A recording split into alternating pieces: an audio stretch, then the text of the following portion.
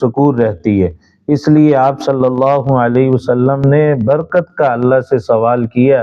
اللہ سے مانگتے تھے، برکت مانگتے تھے۔ آج ہم مانگتے ہیں برکت کم لوگ مانگتے ہیں اور کثرت زیادہ لوگ مانگتے ہیں۔ اللہ مجھے اتنے پیسے دے دے، اللہ مجھے اتنی چیزیں دے دے، اور آج آپ دیکھیں چیزیں ہیں بھی زیادہ، مال پیسہ بھی زیادہ ہے، لیکن سکون نہیں، پریشانیاں پھر بھی ہیں، ضرورتیں لوگوں کی پھر بھی پوری نہیں ہو رہی، گھر کے سارے لوگ افراد لوگ کما رہے ہیں، ضرورت پوری نہیں ہو رہی۔ آپ اس سے تھوڑا پہلے چلے جائیں وقت میں تو کیا تھا، گھر کا ایک بندہ کما رہا ہے، باقی سارے کھا رہے ہیں، سب لوگ کھا رہے ہیں، اور آپس میں اطمینان، سکون، چین، ایک دوسرے کے غم میں شریک، خوشی میں شریک، ایک دوسرے کے پاس بیٹھنا، حال چال پوچھنا، یہ ساری چیزیں تھی۔ آپ خود اپنی زندگیوں میں اگر ہم زیادہ عمر والے لوگ جو ہیں وہ دیکھیں تو کتنا سکون ہوتا تھا۔ لوگ کھانے کے لیے ایسی چیزیں نہیں تھی جو اب ہیں، رہنے کے لیے اس طرح کے پکے گھر نہیں تھے، کچے گھر تھے، سہولیات، بجلی کا تو کسی کسی کے ہاں تھی، دیہاتوں میں بجلی بھی نہیں تھی، لوگ درختوں کے نیچے سائے میں گزارا کرتے تھے، لیکن کیا تھا، سکون تھا، کیا تھا، برکتیں تھی، رحمتیں تھی۔ اور آج بھی ہمیں اللہ سے برکت مانگنی چاہیے۔ تو بہرحال برکت جب آ جاتی ہے پھر تھوڑے میں سکون ہو جاتا ہے۔ وہ ایک اللہ والے بزرگ کے بارے میں شاید آپ نے سنا ہو، اپنے بیٹے کو سمجھا رہے تھے کہ بیٹا اللہ سے برکت مانگا کرو، برکت اصل چیز ہے،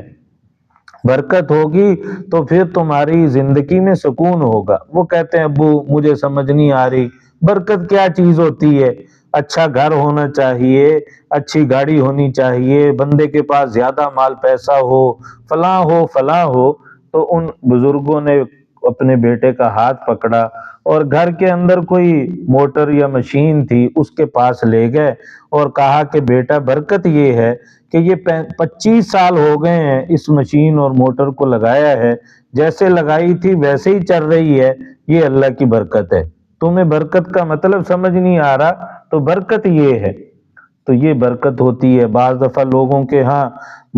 صحت خراب ہو جاتی ہے، اللہ تعالیٰ حفاظت فرمائے، بعضوں کے ہاں کوئی اور پریشانی آ جاتی ہے، گھر کے اندر سہولیات ہیں لیکن وہ کہتے کوئی نہ کوئی ہمارا مسئلہ بنا ہی رہتا ہے، پیسے ہمارے مہینے سے پہلے ختم ہو جاتے ہیں۔ تو یہ ساری چیزیں کس وجہ سے ہیں کہ برکت نہیں ہے۔ تو آج ہم اللہ سے برکت بھی مانگا کریں۔ آپ صلی اللہ علیہ وسلم نے فرمایا کہ یہ رمضان المبارک کا جو مہینہ ہے یہ برکت والا ہے، اس میں برکت آ جاتی ہے،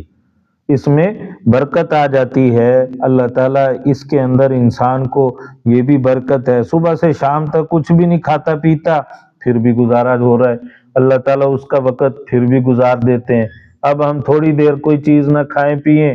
تو وقت پیاس لگی ہو پانی نہ پیئیں تو پریشانی ہوتی ہے۔ رمضان المبارک کا مہینہ کتنی شدت کی گرمی کیوں نہ ہو، انسان کو پیاس لگی ہو اللہ صبر دے دیتے ہیں، برکت ہے اس میں،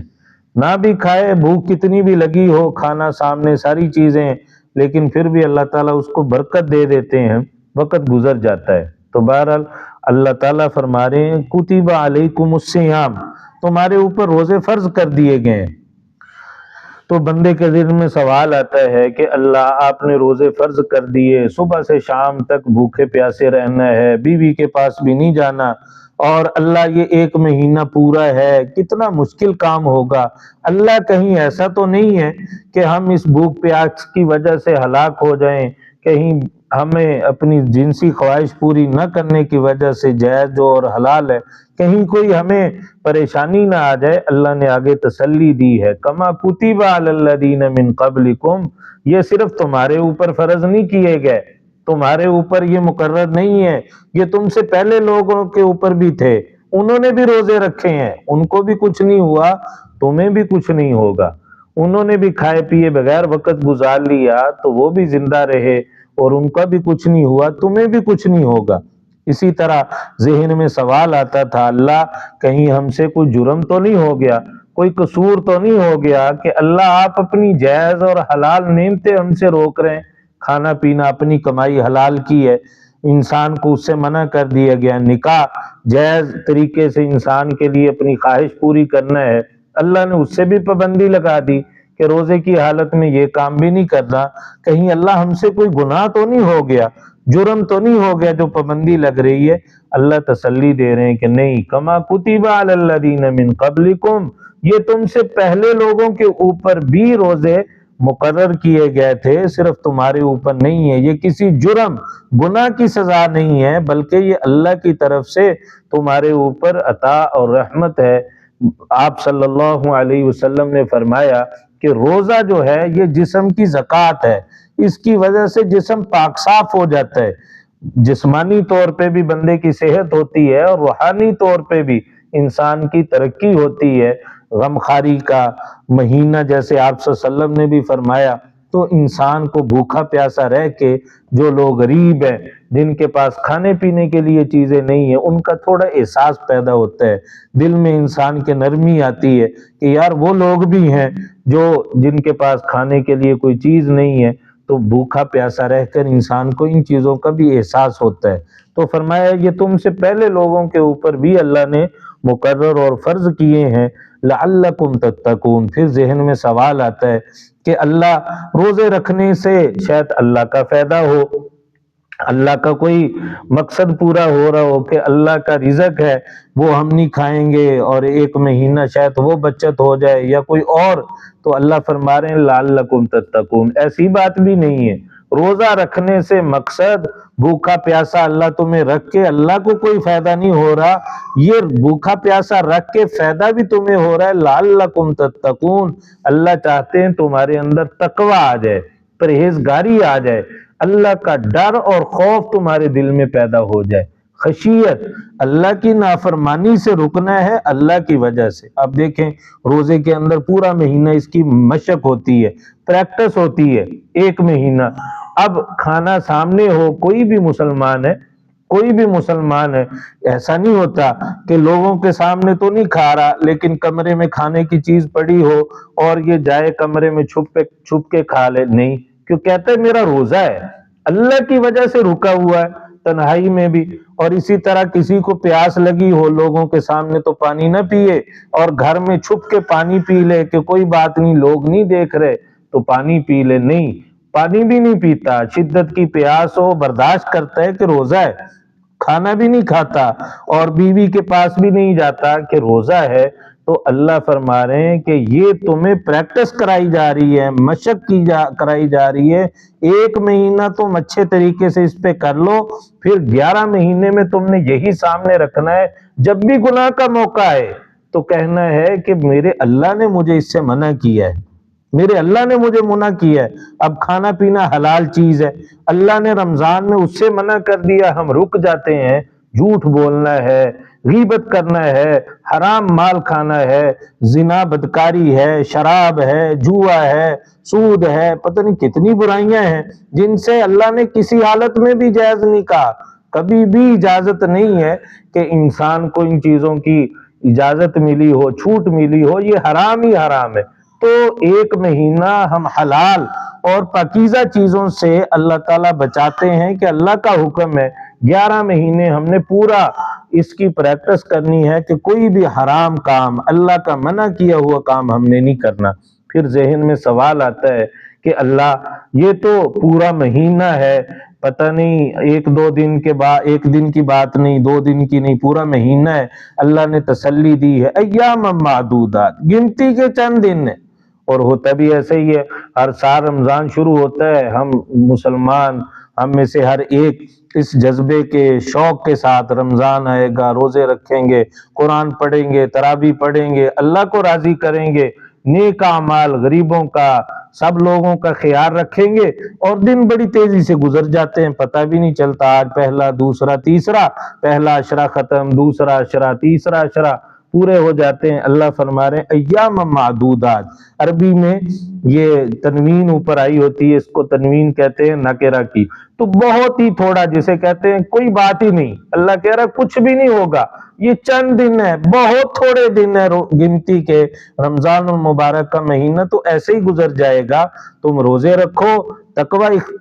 پورے اہتمام کے ساتھ، اس سے تمہیں پرہیزگاری ملے گی، تقوی ملے گا، تمہارا اپنا فائدہ ہے، اور گنتی کے چند دن ہے، یہ ایک مہینہ تم اس طرح گزار لو، باقی 11 مہینے تمہارے لیے اس کے اندر یہ آسانی ہوگی، سہولت ہوگی۔ ایک مہینہ اچھا گزر گیا، اگلا پورے 11 مہینے اچھے گزریں گے۔ یہ ایک مہینہ نمونہ ہے، آپ اس کی کوشش کر کے دیکھ لیں، جو اعمال،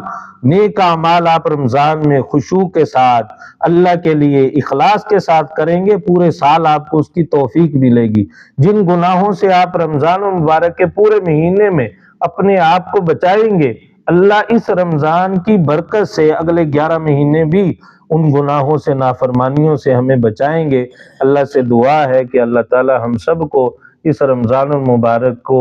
یادگار، اچھا رمضان، جیسے اللہ چاہتے ہیں، جیسے اللہ کے رسول صلی اللہ علیہ وسلم چاہتے ہیں، ویسے گزارنے کی اللہ ہم سب کو توفیق عطا فرمائے، اور جو روزوں کا مقصد ہے تقوی، طہارت، پرہیزگاری، اللہ ہم سب کو وہ اختیار کرنے کی، اپنانے کی اللہ توفیق عطا فرمائے۔ وآخر دعوانا الحمدللہ رب العالمین، الحمدللہ رب العالمین، والصلاة والسلام علی اشرف الانبیاء والمرسلین، لا الہ الا انت سبحانک انی کنت من الظالمین۔ یا اللہ ہم سب تیرے عاجز مسکین بندے تیرے دربار میں حاضر ہو کر اپنے جرموں کا اقرار کرتے ہوئے معافی کے طلبگار ہیں۔ یا اللہ ہم سب کے تمام چھوٹے بڑے گناہوں کو معاف فرما،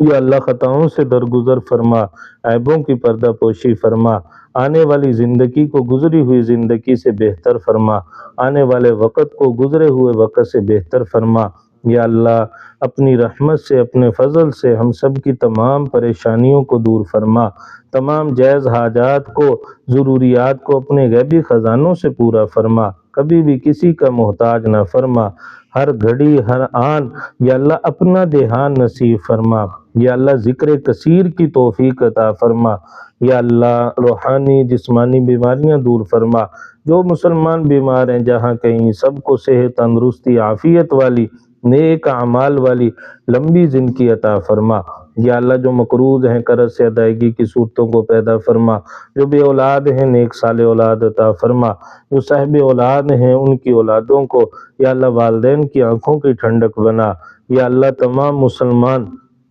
جو پریشان حال ہے، مظلوم ہے، یا اللہ سب کے ساتھ اپنی مدد، اپنی نصرت شامل فرما۔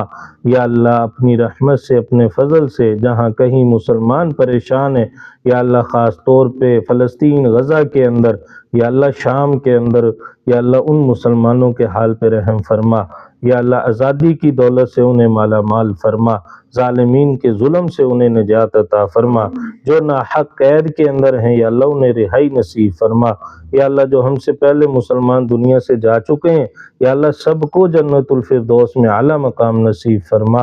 اور ہم سب کی دعاؤں کو یا اللہ اپنے فضل و کرم سے، اپنے پیارے حبیب صلی اللہ علیہ وسلم کے طفیل سے، وسیلہ سے یا اللہ قبول و منظور فرما۔ ہم نے اپنی سوچ اور سمجھ کے مطابق مانگا، آپ اپنی شان کے مطابق ہم میں سے ہر ایک کے دل میں جو بھی نیک تمنائیں ہیں، نیک ارادے ہیں، اللہ اس کے مطابق عطا فرما۔ صلی اللہ تعالی علی خیر خلقہ